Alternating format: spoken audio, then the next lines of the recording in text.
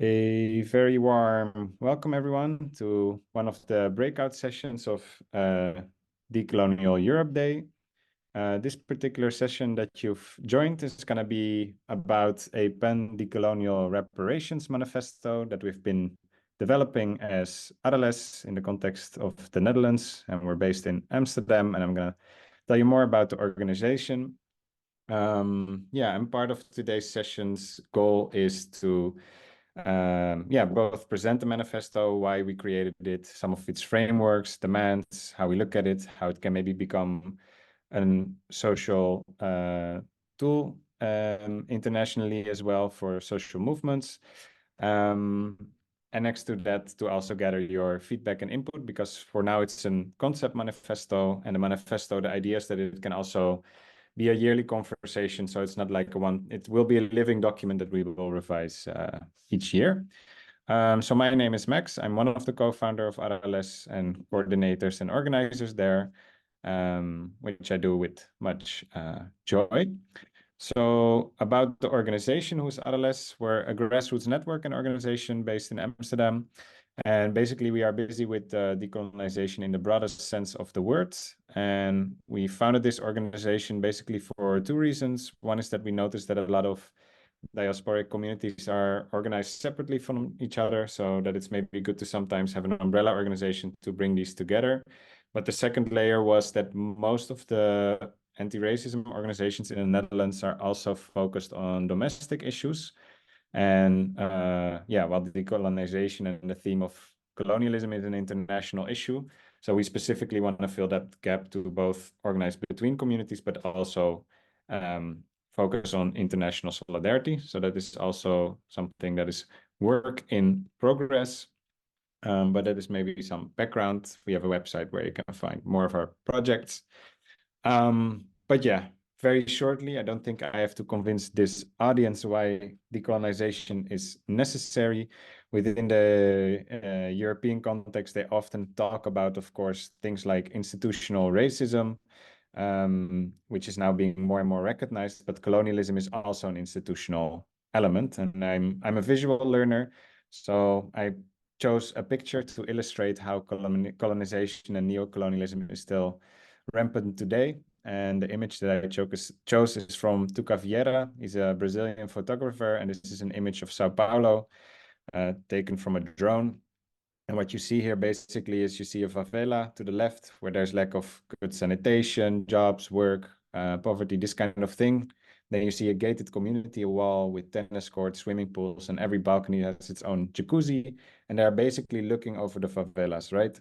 So it's an infrastructure of inequality. And of course, if you look at the historic roots, who is living where, then you see that mainly the Afro and indigenous communities will be living outside of these gated communities, and the descendants of Spanish, Portuguese, expat communities, etc.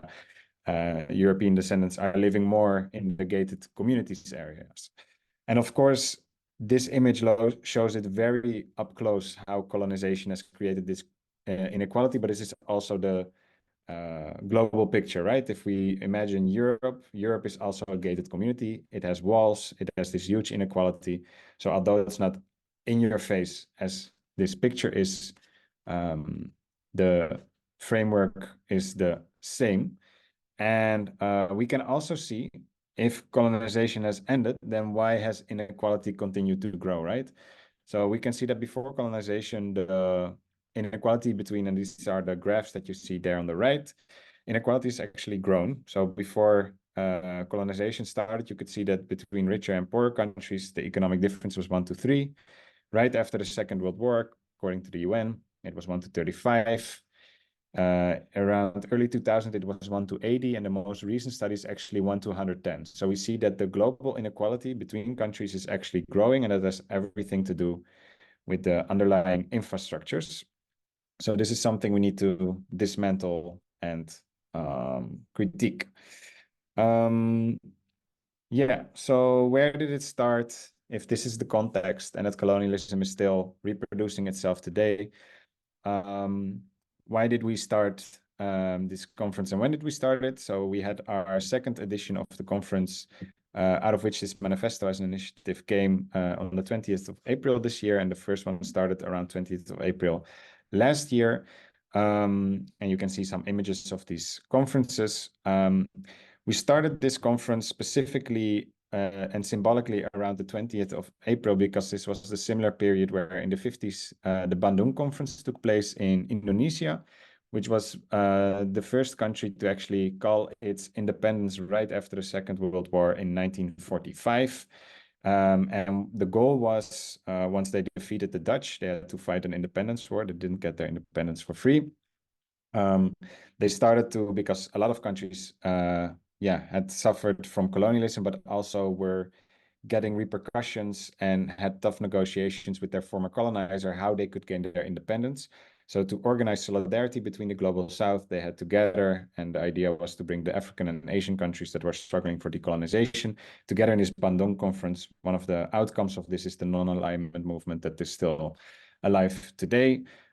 So of course, we are a global North country, but it's in that spirit of looking at international power relations and the ongoing neo-colonialism that we want to formulate demands, and in that spirit of solidarity and working together against ongoing imperialism, we chose that specific date to do a yearly conference to bring together people from and speakers from different diaspora, but also different social movements, from climate to workers' movements and so forth.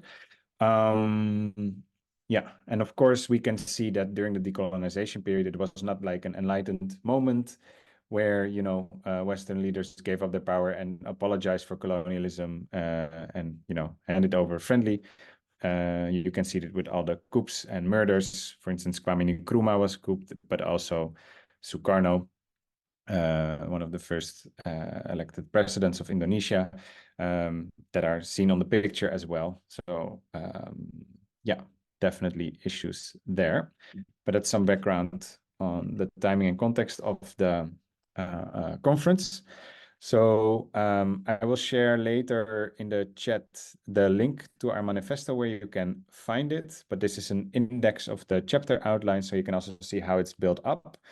As you see, we focus on reparatory justice for the global South and dismantling Dutch neocolonialism, but I'm sure many of the demands would apply to other European countries as well. So what we do first in the first chapter is positioning our manifesto, because we're also building on demands and movements from the global South. And we also make a distinction between what is charity and what is reparations, what do we understand under reparations, and so forth and so forth. And the other chapter is to make a link to different social movements, to argue why is it different for the either the climate movement, anti-war movement, anti-racism movements, etc.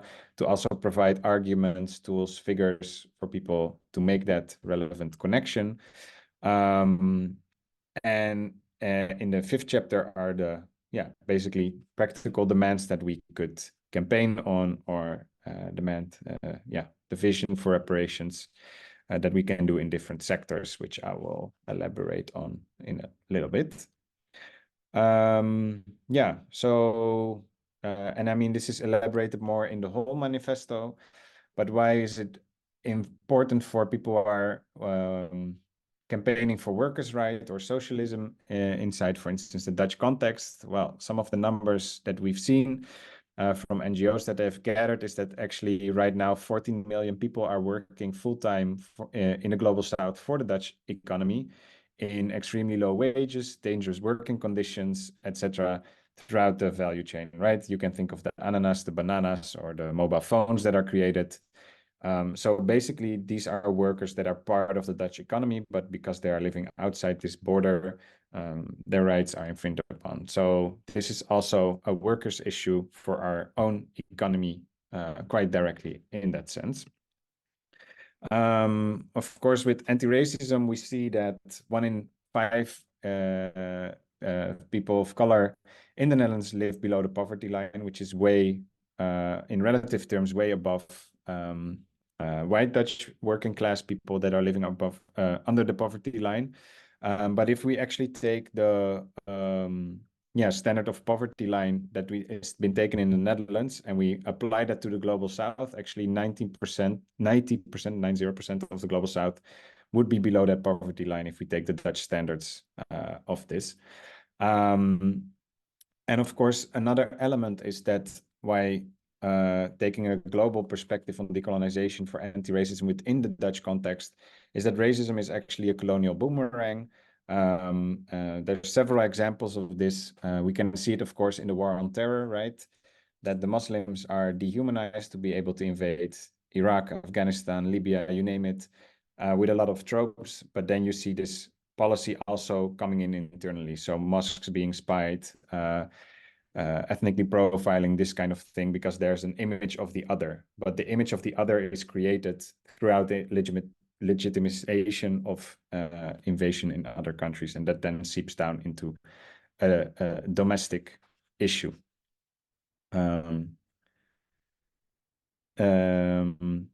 I will later, I see already a question coming in the chat. There's room after the presentation for Q&A, but thank you for already sending in a question. Please, everyone, do collect your questions there. I'll make sure to make time to answer them. Yeah, I actually made this point already.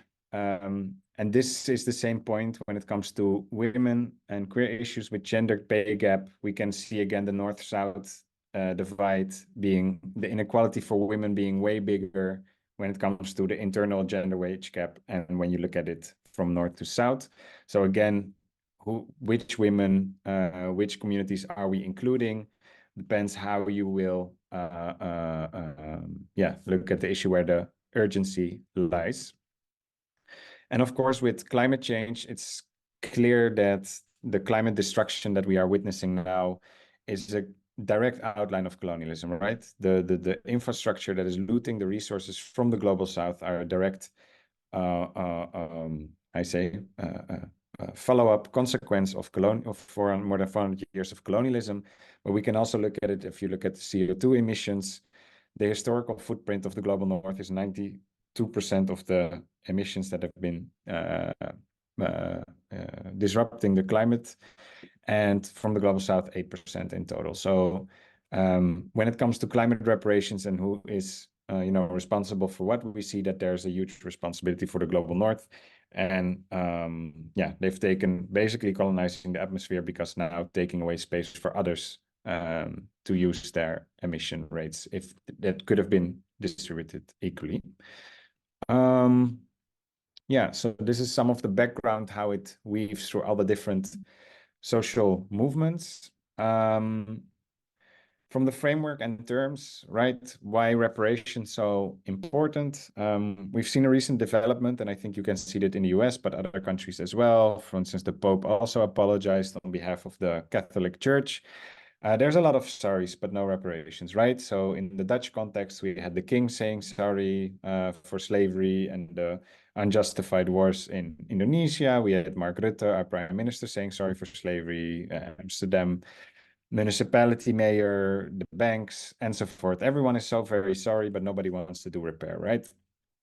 And this is a little bit odd, because the Dutch are not unfamiliar with the concept of reparations, right? So for instance, when slavery was abolished in 1863, and later it continued to 1873, I'll not go into details of that.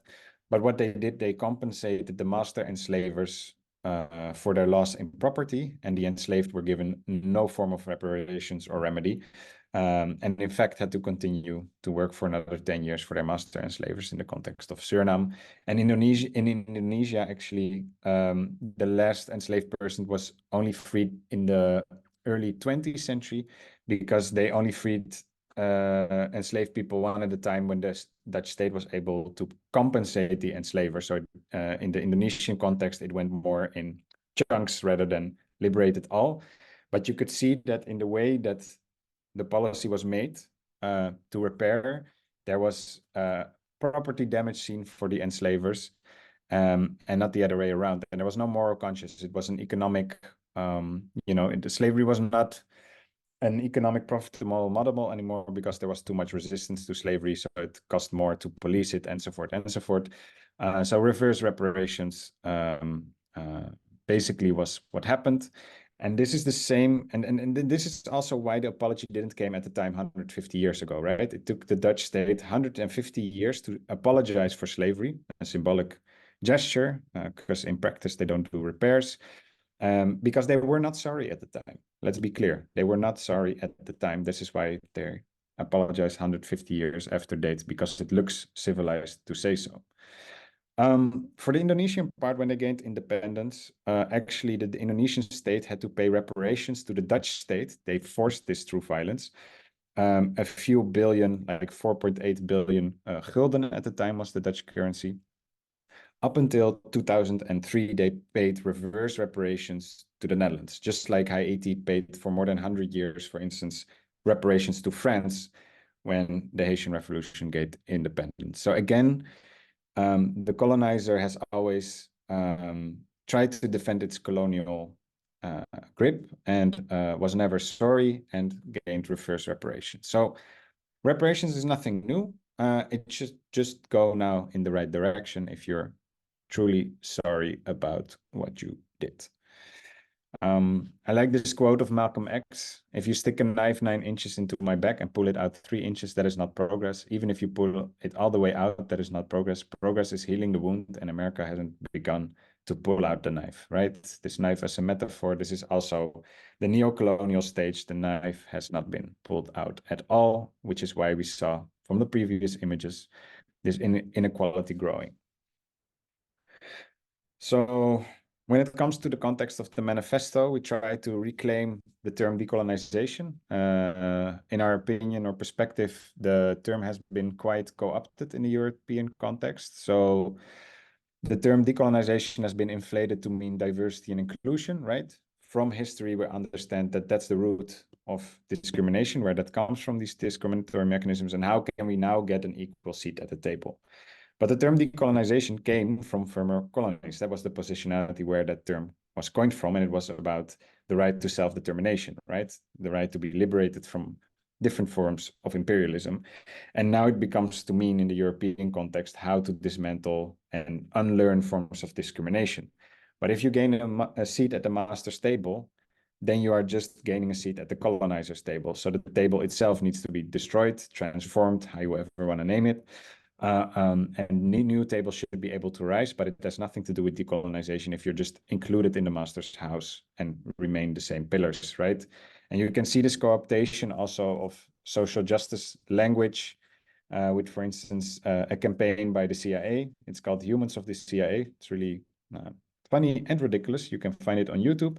For every checkbox, they have a campaign how inclusive and nice it is to work at the CIA, which is an imperial and colonial institution that organizes all these coups.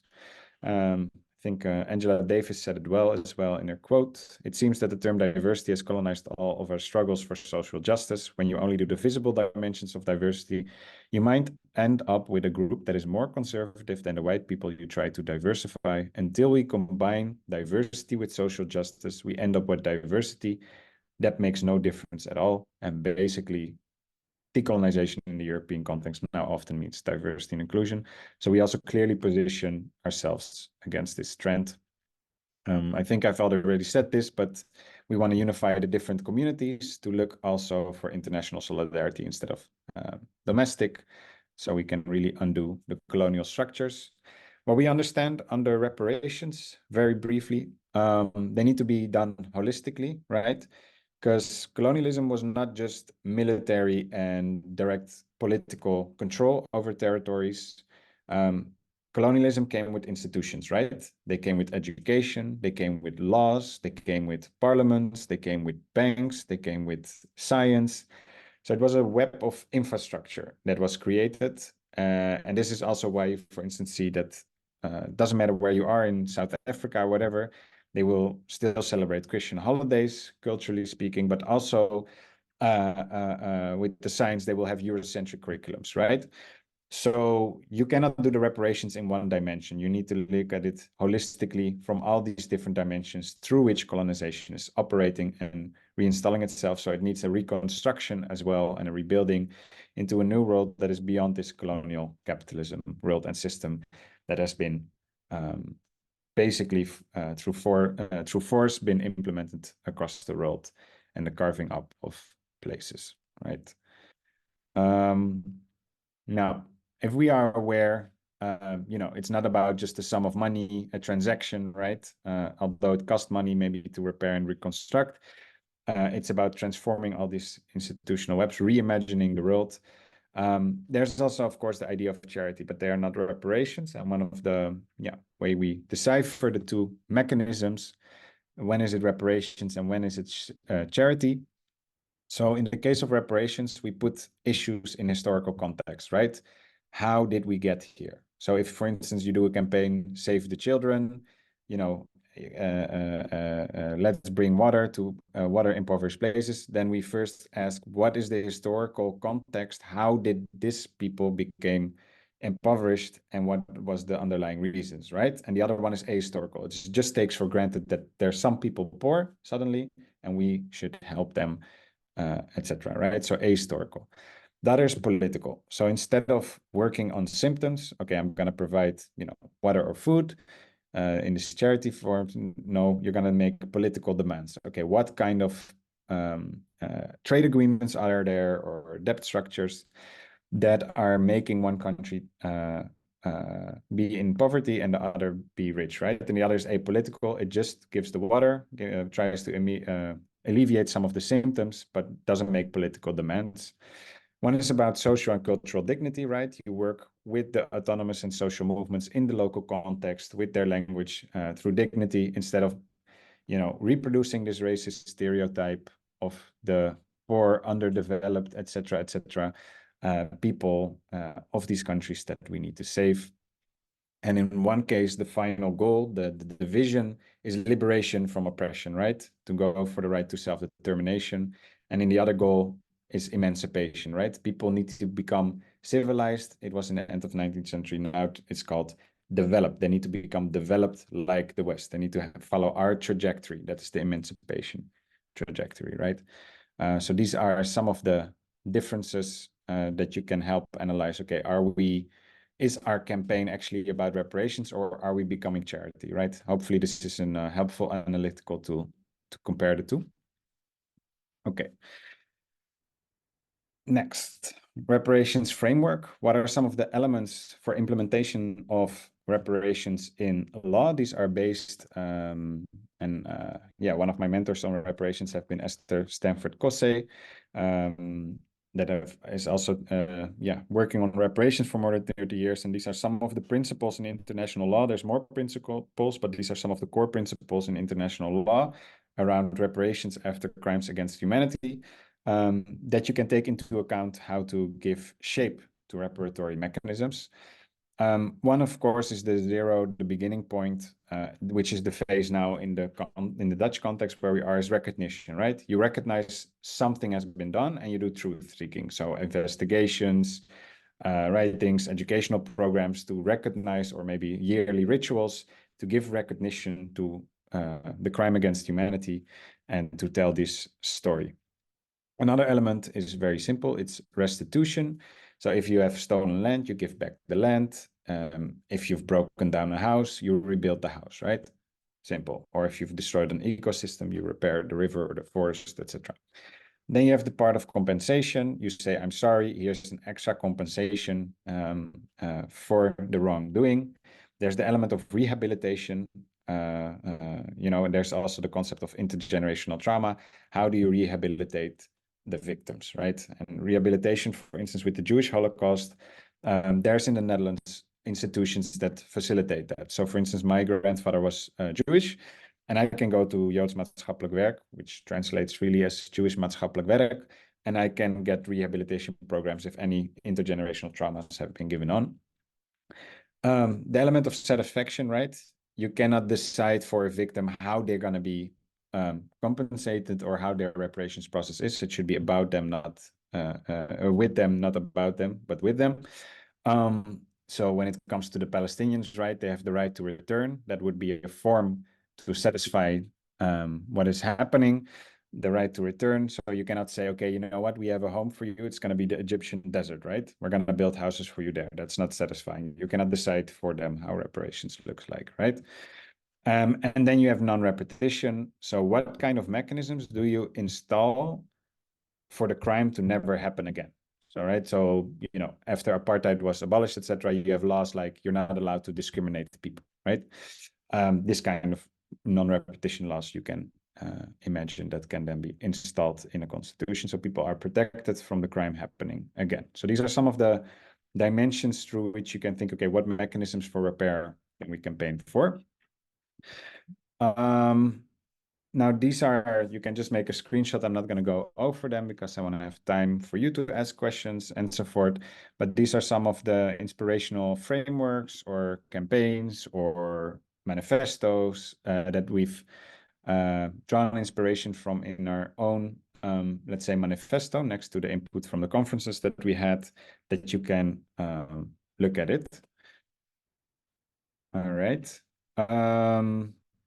So some of the chapters that we drew, and everything relates to everything. So it's not that they're separate, right? If you don't have food sovereignty, you cannot be self-determining. So it's not that you can see them as completely separate, but at some point to organize the demands, we needed to make chapters. So they're probably not perfect, but these are the 5 chapters that we've made some demands on.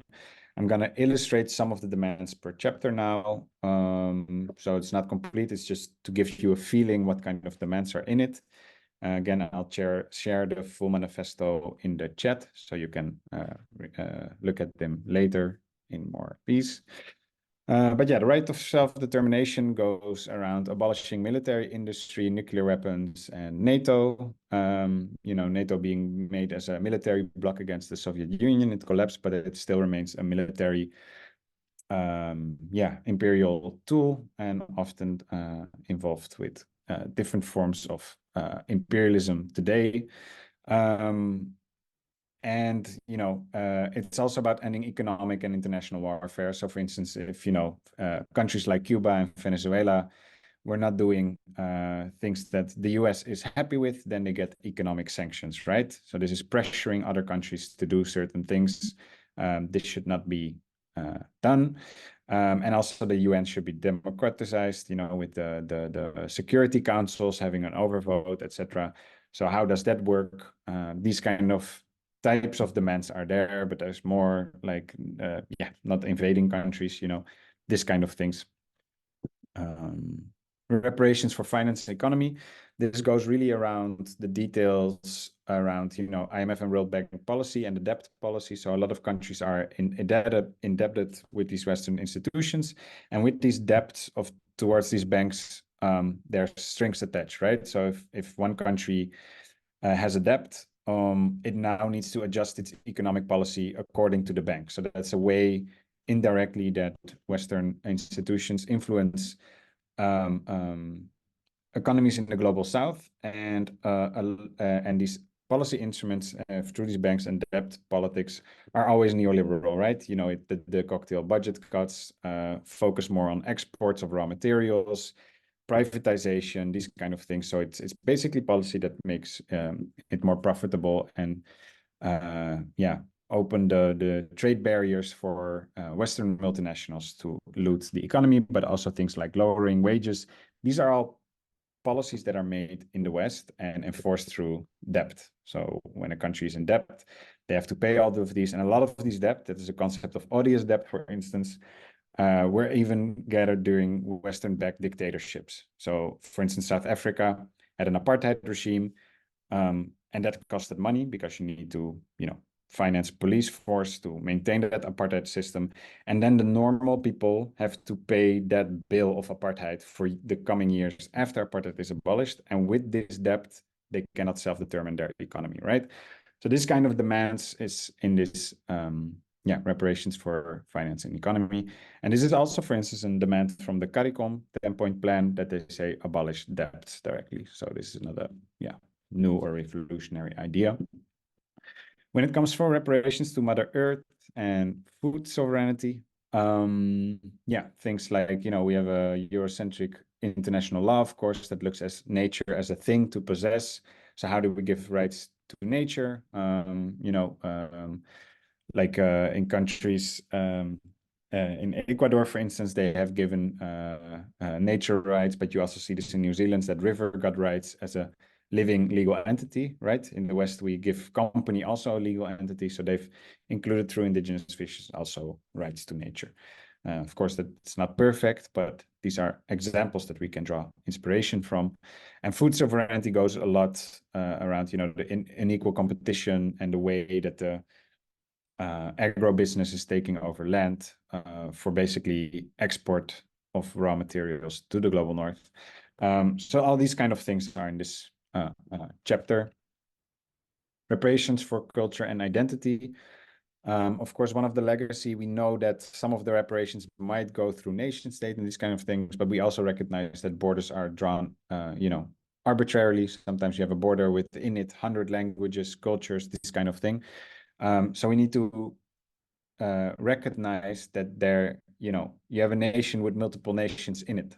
So how do you give back that right to self-determination and dignity and cultural identity to the different traditions that are living in a country against these assimilatory forces that force, English languages, Spanish, Portuguese to other people.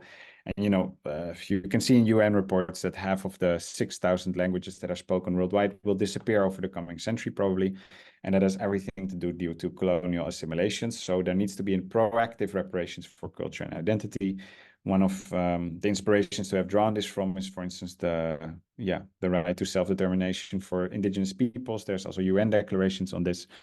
But yeah, also combating the appropriation and stigmatization of these languages and cultures are part of this chapter.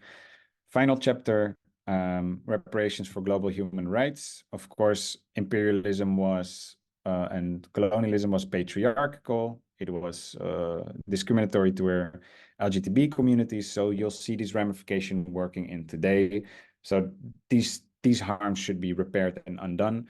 But at the same time, we also recognize that human rights are often used as a tool for imperialism, right? We invade Afghanistan to save their women, right? So this kind of frame, we're against using human rights in that way. But we do recognize at the same time that some of these repairs on patriarchy, etc., should happen because they have been exported in context. So there's a paradox in that one. Yeah, and of course, complete freedom of movement, abolish borders. We take the resources from countries, but when the people come as refugees or economic migrants that want to, work and live in dignity, suddenly we close the border, they're not welcome, and they're faced with all kinds of violence in the Dutch and European context. So this is also to speak against these and have demands for those. So finally, to close off my introduction to the manifesto, we hope its role that it can be a framework of understanding, an educational tool, a conversation tool within social movements, right? You can print it, discuss it in your social movement, and maybe say, okay, which demands can we maybe campaign on or not? How is it relevant? And also to see it as a tool for non-reformist reforms. What we mean with this is there's a lot of, let's say, one-issue campaigns. And these are good because sometimes you need to be effective to have one clear goal that you can put a lot of energy on. But, to not dissipate and disappear after one goal is met, right? So what is the next one? What is the bigger framework that you're working on that you try to make smaller victories for? To have a background, so for the longer term what you're working to. And maybe hopefully, and this is maybe a pitch for the people listening, I would find it interesting if there would be a European network that maybe for each country there becomes, variants of this manifesto, but then for maybe the Spanish context, for whatever, Switzerland's context, I don't know which context, to see, okay, how is this manifesto adaptable for our own context and how can we build movement in it, and that we in European wide start sharing because some of the policies need to happen at the European level. So yeah, we can push for that together, but it can also be a tool to bring to political parties, right? That people who are active in political parties see if, hey, maybe some of these demands we can make part of the party program, so this kind of things. And maybe yearly around Decolonial Europe Day, we can have this conversation with each other. How is it going with these North-South reparations demands? and conversations. Yeah, so that was it. I know I probably bombarded you with a lot of information, but happy to ask any questions if it was too quick or something was not understood. Yeah, so that's that. All right, let me see the chat, and otherwise feel free to unmute. Do be aware that you're recording at this point still. Okay, can I give a response for this? Sure, of course. Okay. I think it's not as simple as what the colonials looted from us back to us. Um, there are many traumatic things, historical trauma, collective grief that we still feel. And I think this is not easy to share in the public space and political space like this. Um, I think the complex and often contentious relationship between the Netherlands and Indonesia today is very much shaped by the shared history of something called punitive colonialism and the divergent paths of decolonization. So addressing these legacies requires sustained dialogue, mutual understanding, and willingness to confront the difficult aspects of the past on both sides. So, how do the legacies of punitive Dutch colonialism and the Indonesian struggle for national integration continue to shape the relationship between the Netherlands and Indonesia, even in the post-colonial era? I think this question captures the key points. First, the legacy of punitive colonialism used by the Dutch against the Indonesian independence movement, the central role of the Indonesian national integration process in shaping the country's identity and political consciousness, and how these historical experiences continue to influence the dynamics between the Netherlands and Indonesia, even after decolonization.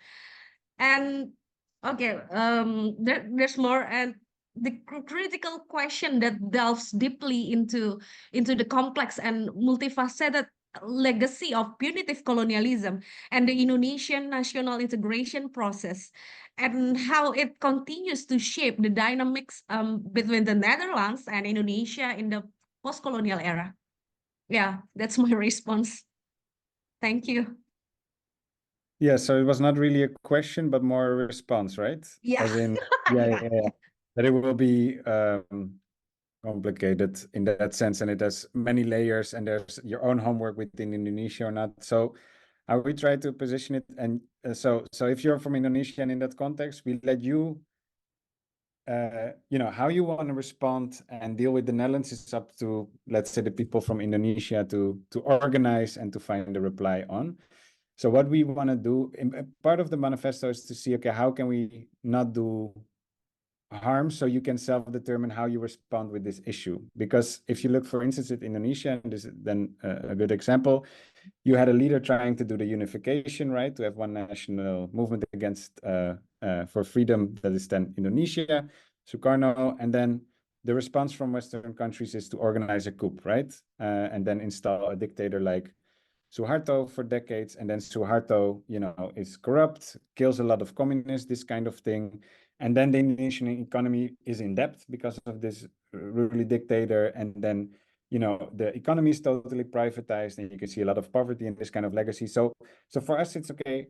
These kind of things, this meddling should never have been done and should be corrected. And why is Indonesia paying billions to the Dutch economy till 2003? Give that money back. And then how the Indonesians will deal to self-repair, because that's the thing. The Dutch, if I would say, or when it comes to reparations and the relations between the Netherlands and former or current colonies, is the Netherlands cannot give you any reparations because the Indonesians, in its diversity of peoples, because there's also indigenous peoples, etc., they can only self-repair. They know their identity. We do not speak Bahasa. We do not speak the indigenous languages. We cannot give you your cultural heritage back or your way of living, your cosmologies. We can only do no harm and give you space to self-repair and heal, right? So the relationship should be, in that sense, to not intervene when people start self-determining or taking back their resources and this kind of thing for multinationals, and we should give space, way, and maybe facilities back so that self-repair process can happen, but we cannot repair. And now what you see with the charity movement is that first it was called civilizing, right? But through the NGOs, so by decapitating the self-capacity to orient your economy how you want, you become dependent, sort of beggars for international institutions and NGOs because you don't have self-determining economy anymore. And then the way that the aid is given is to reintroduce Eurocentric forms of being, education and so forth, because that is then the goal, becoming developed, becoming like us. So that still creates this dynamic of high and low, developed, underdeveloped. So this sort of relationship should be severed and deconstructed. And then who Indonesia is, maybe it becomes 10 different countries after, maybe it becomes one country with more autonomy within the region. However it wants to self-organize, is up to the Indonesian people and all of its diverse context. But we want to take away this constant meddling and this ramification of neo-colonial plunder. So that's very, in that sense, simple. And then how to repair that becomes extremely complex, right? I always say the problem is sometimes quite simple, but then solving it, that's an intergenerational dialogue from so many, then it becomes very complicated.